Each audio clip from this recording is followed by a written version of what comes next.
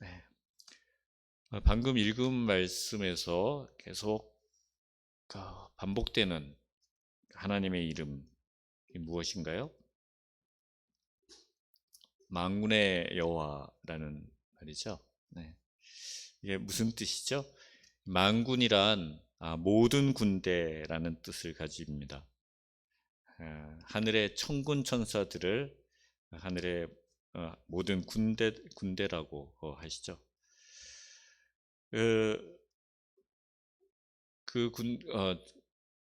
모든 군사, 하늘의 천사들을 거느린 하나님.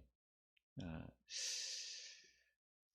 그 그런 뜻을 가지고 있는 이 구절, 이게 그 구약 전체에 굉장히 많이 나옵니다. 한 480번 정도 나오는데, 제가 좀 살펴본 바로는 성경의 여러 장 중에서 이 스가랴 8장에 유독 이 하나님의 이름이 가장 많이 나오고 있습니다. 무려 17번이나 1절부터 23절까지 보면, 헤아려 보면은 17번이나 나오고 있는 것을 볼 수 있습니다. 물론 한 10번 가까이 나오는 장들, 이사야 라든지 예레미야라든지 있지만은 이렇게 압도적으로 많게 기록되어 있는 장은 없습니다. 왜 이렇게 거듭거듭 만군의 여호와라는 구절이 들어가 있을까요? 예루살렘의 회복에 대해서 하나님께서 스가랴를 통해 말씀하시면서 천군 천사를 거느리고 유다 백성에게 돌아와서 예루살렘 가운데 거하시며 그곳을 진리의 성읍이라 시온의 성산으로 회복시킬 그 하나님의 역사를 강조하기 위해서가 아닌가, 그렇게 생각이 됩니다. 바벨론을 일으켜서 유다 백성을 망하게 했죠. 그렇지만 하나님은 여전히 유다 백성들을 사랑하십니다. 1절, 2절의 말씀을 보면, 만군의 여호와의 말씀이 임하여 이르시되 만군의 여호와가 이같이 말하노라. 내가 시온을 위하여 크게 질투하며 그를 위하여 크게 분노함으로 질투하노라 라고 기록되어 있습니다. 무슨 뜻인지 이렇게 선뜻 다가오지가 않죠. 이 말씀은 나는 시온을 뜨겁게 사랑한다. 누구보다도 시온을 사랑한다. 그리고 그 어떤 적들이 시온을 대적하더라도 그들을 용서하지 않을 것이다. 그만큼 시온을 향한 내 사랑은 뜨겁다라는 그런 표현입니다. 3절에 여호와가 이같이 말하노라. 내가 시온에 돌아와서 예루살렘 가운데 거하리니 예루살렘은 진리의 성읍이라 일컫겠고 만군의 여호와의 산은 성산이라 일컫게 되리라 하고 있습니다. 내가 시온으로 돌아가겠다. 내가 예루살렘에서 살겠다. 예루살렘은 진리의 성이라고 불리고 나 만군의 여호와의 산, 시온산은 거룩한 산이라 불릴 것이다 하는 말씀입니다. 하나님께서는 2차 포로 귀환 때 에스라를 비롯한 말씀으로 준비된 일꾼들을 예루살렘으로 복귀시키셨습니다. 그리고 말씀을 선포하고 성도들이 그 말씀에 헌신하게 될 때 교회 그 유다 공동체가 비로소 하나님 백성다운 그런 모습을 누리게 되는 것이죠. 기쁨으로 하나님의 말씀 앞에 모두가 모여서 말씀을 낭독하는 그 집회가 이루어지게 됩니다. 이처럼 하나님의 말씀이 선포되고 성도들이 그 말씀에 헌신할 때 교회는 성령의 임재를 경험하게 됩니다. 하나님의 거룩하심이 드러나게 됩니다. 4절, 5절을 보시면 만군의 여호와가 이같이 말하노라. 예루살렘 길거리에 늙은 남자들과 늙은 여자들이 다시 앉을 것이라. 다 나이가 많으므로 저마다 손에 지팡이를 잡을 것이요 그 성읍 거리에 소년과 소녀들이 가득하여 거기에서 뛰놀리라. 어떤 모습입니까? 평안이 넘치고 부흥하는 그런 그 예루살렘을 묘사하고 있죠. 성전이 회파되고 폐허로 방치되었던 그 예루살렘에 돌아온 유다 백성들이 가득 차게 될 것이라는 것입니다. 노인들이 장수하여서 저마다 지팡이를 짚고 다니고 또 거리에서 뛰어노는 아이들이 가득할 것이다 라는 그런 모습을 보여주고 있습니다. 6절에 보면 만군의 여호와가 이같이 말하노라. 이 일이 그날의 남은 백성의 눈에는 기이하려니와 내 눈에야 어찌 기이하겠느냐. 만군의 여호와의 말이니라. 사람들이 보기에는 그 폐허가 된 예루살렘은 도저히 회복될 것 같지 않은 그런 곳이었습니다. 그만큼 예루살렘은 처참하게 파괴되었습니다. 그리고 황폐한 땅이 되어버렸던 것입니다. 유다 백성들은 모두가 포로로 끌려가고 그곳에는 아무도 없었습니다. 그러나 하나님께서는 다시 약속하신 대로 그 예루살렘을 다시 세워서 그 땅에 기름을 부으십니다. 사람은 상상할 수 없는 일이지만 하나님의 능력이 우리 삶 가운데 그렇게 기이한 일들도 얼마든지 이루신다는 것을 보여주고 있습니다. 7절, 8절 말씀 보시면 만군의 여호와가 이같이 말하노라. 보라, 내가 내 백성을 해가 뜨는 땅과 해가 지는 땅에서부터 구원하여 내고 인도하여다가 예루살렘 가운데 거주하게 하리니 그들은 내 백성이 되고 나는 진리와 공의로 그들의 하나님이 되리라. 하나님은 온 세상에서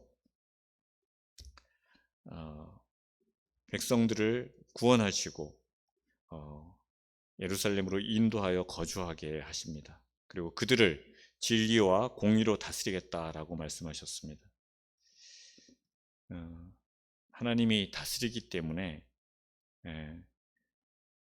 그 가운데 살아가는 그 백성들은 기쁨으로 그 약속의 말씀을 기억하고 또 회복된 삶을 기뻐하는 삶을 살아가게 될 것입니다. 그래서 다시금 그 이스라엘 백성들은 하나님의 백성으로 회복이 되고 하나님께서는 진리와 공의로 그들을 이끄시는 왕으로서 그 자리가 회복될 것입니다. 9절부터 12절 같이 한번 읽어볼까요? 9절부터 12절 시작. 만군의 여호와가 이같이 말하노라. 만군의 여호와의 집 곧 성전을 건축하려고 그 지대를 쌓던 날에 있었던 선지자들의 입의 말을 이날에 듣는 너희는 손을 견고히 할지어다. 이날 전에도 사람도 삭슬 얻지 못하였고 짐승도 삭슬 받지 못하였으며 사람이 원수로 말미암아 평안히 출입하지 못하였으니 내가 모든 사람을 풀어 서로 치게 하였느니라. 만군의 여호와의 말씀이니라. 이제는 내가 이 남은 백성을 대하기를 옛날과 같이 아니할 것인즉 곧 평강의 씨앗을 얻을 것이라. 포도나무가 열매를 맺으며 땅이 산물을 내며 하늘은 이슬을 내리리니 내가 이 남은 백성으로 이 모든 것을 누리게 하리라. 이전에는 아무리 열심히 일해도 삭도 받지 못했고 또 적들의 위협으로 불안한 시간들을 보냈다. 그러나 이제 선지자의 말씀에 순종하여서 성전 지대를 놓을 때부터 그들의 삶에 변화가 생기게 됩니다. 유다 백성이 하나님에게 헌신을 드리자 그때부터 하나님은 그들에게 응답하시는 것입니다. 삶의 우선순위를 하나님 앞에 드릴 때 우리 삶의 변화가 시작됩니다. 하나님의 은혜가 임하며 결실을 거둘 수 있게 됩니다.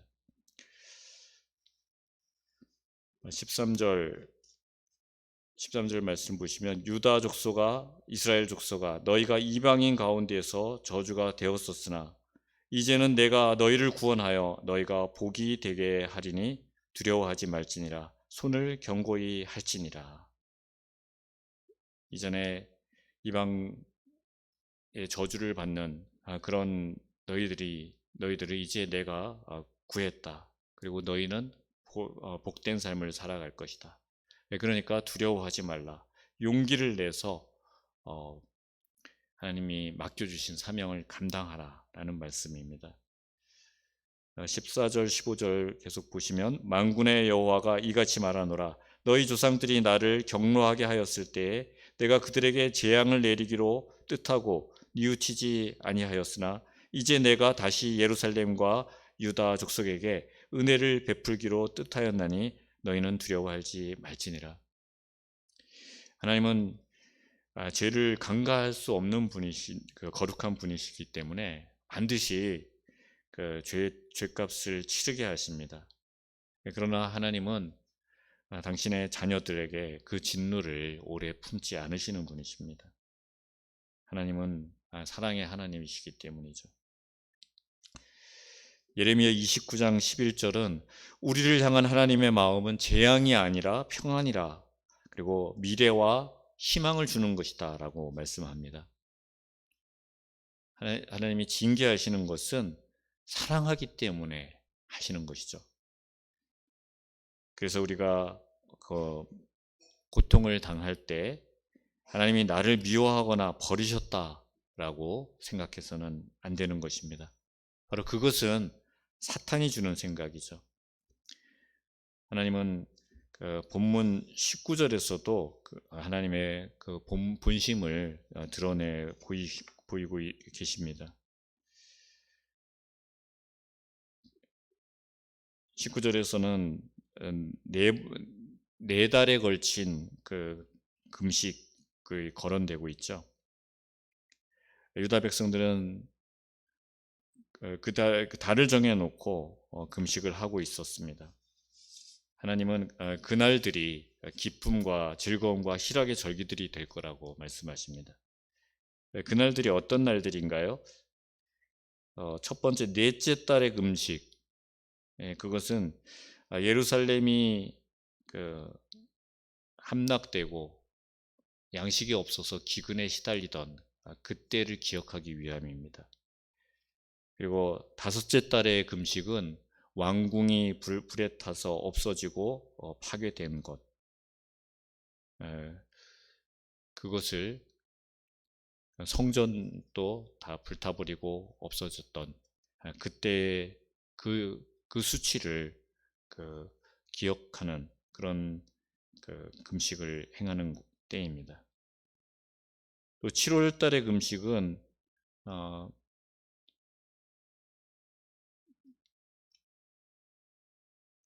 그달랴 시드기야가 바벨론에 붙잡혀 가고 난 다음에 세워졌던 총독이죠. 유다 지역을 다스리기 위한 그달랴가 암살된 그 사건을 기억하기 위한 금식입니다. 또 10월 달은 느부갓네살이 성을 완전히 포위한 그때를 기억하는 그런 절기입니다. 그런 뼈아픈 고통을 기억하는 그 절기 때 금식을 해왔었습니다. 70년이 되도록 70년간 그 금식을 계속 해왔던 유다 백성들, 그들에게 이제 기쁨과 즐거움과 희락이 회복될 것이다. 그러니 너희는 오직 진리와 화평, 하나님께서 주시는 그 평안을 사랑할 것이라 라고 말하고 있는 것입니다. 16절 17절로 다시 돌아가서요. 너희가 행한 일은 이러하니라. 너희는 이웃과 더불어 진리를 말하며 너희의 성문에서 진실하고 화평한 재판을 베풀고 마음에 서로 해하기를 도모하지 말며 거짓 맹세를 좋아하지 말라. 이 모든 일은 내가 미워하는 것이니라. 여호와의 말이니라. 하나님께서는 유다 백성을 회복시키시면서 사명을 주십니다. 서로 진리를 말하고 화평한 재판을 베풀라라고 말씀하시는데, 이것은 바로 이웃을 살리는 일이죠. 하나님은 서로 해하고 거짓 맹세하며 이웃에게 악을 끼치는 일을 하지 말라라고 하셨습니다. 이웃을 죽이는 일을 하지 말라는 것이죠. 그러니까 하나님이 이스라엘 백성들에게 주신 모든 지침은 바로 이웃을 사랑하라라는 것과 관련이 있는 것입니다. 하나님의 모든 계명은 무엇으로 요약된다고 했죠? 하나님 사랑과 이웃 사랑으로 요약될 수 있다고 했죠.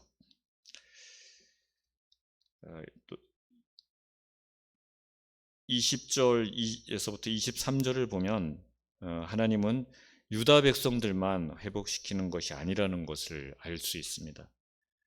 열방에서 많은 사람들이 하나님을 찾고 하나님이 주시는 회복에 참여하기를 원하게 될 것이다 라고 말씀하십니다. 23절에 이방 백성 10명이 유다 사람 하나의 옷자락을 잡을 것이다 라는 말, 이 말은 우리 믿는 자 한 사람이 믿지 않는 자들 여러 명을 감당하게 될 것이라는 의미입니다. 나 한 사람으로 인해서 많은 영혼들이 하나님 앞으로 돌아오는 그런 회복의 경험을 하게 될 것이라는 말입니다.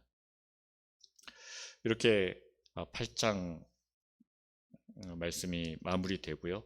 9장을 보시면 9장 1절에 여호와의 말씀이 하드락 땅에 내리며 다메섹에 머물리라 라고 하고 있죠.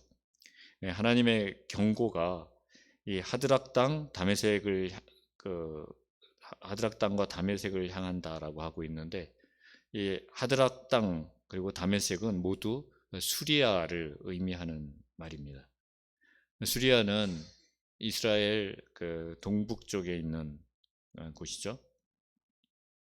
그들은 이스라엘을 늘 괴롭히고 하나님을 대적했던 나라입니다. 근데 그들을 하나님께서 엄중히 심판할 것이라는 것이죠. 그리고 2절에서는 그 심판은 하맛과 두로 그리고 시돈에도 임할 것이다 라고 말씀하고 있습니다. 그들은 매우 지혜로웠지만 그 지혜가 그들을 살리지 못할 것이다 라고 하고 있습니다. 인간이 아무리 지혜롭다고 하더라도 결코 하나님의 심판을 피해갈 수 없습니다. 3절 말씀을 보시면 두로는 자기를 위하여 요새를 건축하며 라고 합니다. 두로는 아주 작은 섬이었지만 그 섬에 아주 든든한 요새를 세웠던 것이죠. 그래서 아수르의 살마네셀 왕이 쳐들어왔을 때도 무려 5년 동안이나 그것을 포위하지 못한 채 바라만 보고 그들을 포위하고 있었습니다. 또 바벨론의 느부갓네살 왕도 13년간이나 이 두로를 포위했지만 정복하지 못했다고 합니다. 그만큼 아주 천혜의 요새였던 것이죠. 그런데 하나님은 이 견고한 요새가 두로 사람들을 지켜주지 못할 것이다 라고 하셨습니다. 그 말씀대로 결국 나중에 헬라 제국의 알렉산더에게 멸망을 당합니다. 그 섬에 쌓여져 있기, 섬에 둘러선 요새이기 때문에 접근이 힘들었었는데 바다를 메꿔서 요새에 다가가서 그 요새를 무너뜨렸습니다. 그때 6-7천 명이 학살당했다고 합니다. 그리고 무려 2천 명을 십자가에 못 박았고 3만 명이 붙잡혀서 노예로 끌려갔다고 역사에 기록되어 있습니다. 이렇게 아무리 견고한 요새를 건축한다고 해도 하나님이 흩으시면 먼지처럼 사라지게 되는 것입니다. 그들의 그들이 은을 티끌같이, 금을 거리에 진흙같이 쌓았다라고 표현하는데 엄청나게 부유를 했다는 것이겠죠. 그러나 그 부유함도 그들을 지켜줄 수가 없었던 것입니다. 4절 말씀을 보시면 주께서 그를 정복하시며 그의 권세를 바다에 쳐 넣으시니 그가 불에 삼켜질지라, 이렇게 표현되고 있습니다. 하나님이 정복하시지 못할 대상은 없다라는 것입니다. 하나님의 심판 앞에서는 모든 것들이 아무것도 소용이 없게 될 것이다 라는 말씀입니다. 마지막으로 7절 말씀만 더 읽겠습니다. 그의 입에서 그의 피를, 그의 이사이에서 그 가증한 것을 제거하리니 그들도 남아서 우리 하나님께로 돌아와서 유다의 한 지도자같이 되겠고 에그로는 여부스 사람과 같이 되리라. 하나님은 심판을 받게 될 나라들 중에서도 하나님께 돌아올 사람들이 있다고 말씀하십니다. 유다인들은 어떻게 하나님을 대적하는 나라에 하나님이 구원의 손길을 뻗는 것인지 의아해하고 속상했을 것입니다. 그것은 마치 요나가 북이스라엘을 괴롭히고 하나님을 대적하는 자들, 즉 니느웨 백성들이 회개하며 심판에서 벗어나는 것을 못마땅하게 여겼던 것과 같이요. 그 못마땅해 하는 요나에게 하나님께서 뭐라고 말씀하셨죠?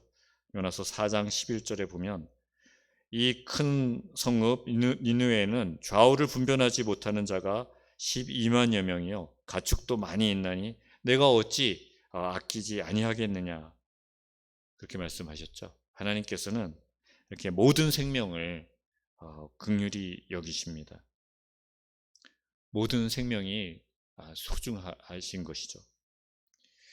그래서 하나님께서는 모든 민족이 회개하여 돌이키기를 원하십니다. 그렇기 때문에 우리에게 복음을 전할 사명을 맡겨주신 것이죠. 우리는 하나님께서 맡겨주신 사명대로 복음을 언제 어디서나 기회 있을 때마다 전해야 하는 것입니다. 그리고 누구에게나 사람에게 편견 없이 누구에게나 전해야 하는 것입니다. 저 사람 같은 선한 사람에게 복음을 전해야지 한다거나 저 사람은 복음을 전해줄 가치도 없는 자야라고 판단해서는 곤란한 것입니다. 누구에게나 우리는 하나님의 말씀을 전해야 합니다. 오히려 우리가 판단할 때 저 사람에게는 희망이 없어, 저 사람은 복음 아무리 좋은 것을 갖다 주더라도 받아들이지 못하는 강팍한 사람이야, 그렇게 여길 때 오히려 그런 사람들에게 복음이 더 필요한 것이죠. 그렇습니다. 모든 사람은 죄인입니다. 구원받을 수 있는 자격을 가진 자는 아무도 없습니다. 하지만 모든 사람들이 손가락질하는 사람일수록 자신이 죄인이라는 것을 더 잘 알 수가 있습니다. 그래서 구원을 향한 갈급한 마음이 더 크게 일어날 수 있는 것입니다. 하나님이 작정하시면 구원하시지 못할 사람은 아무도 없습니다. 그러기에 우리는 편견 없이 어느 누구도 차별하지 않고 복음을 전해야 하는 것입니다. 또한 우리는 감당하기 힘든 그런 고난을 겪으면서 하나님을 결코 원망해서는 안 됩니다. 하나님 우리를 사랑하시기 때문이죠. 우리가 행복해지기를 바라기 때문이죠. 내가 그 하나님 앞에 마음을 돌리고 나아갈 때 하나님께서는 우리가 그 고통을, 그 어려움을 넉넉히 이길 수 있는 지혜를 주시고 힘을 주시는 분이십니다. 로마서 8장 38절 39절 말씀처럼 어느 누구도 우리를 우리 주 그리스도 예수 안에 있는 하나님의 사랑에서 끊을 수 없습니다. 하나님은 그 사랑 때문에 우리를 구원하셨습니다.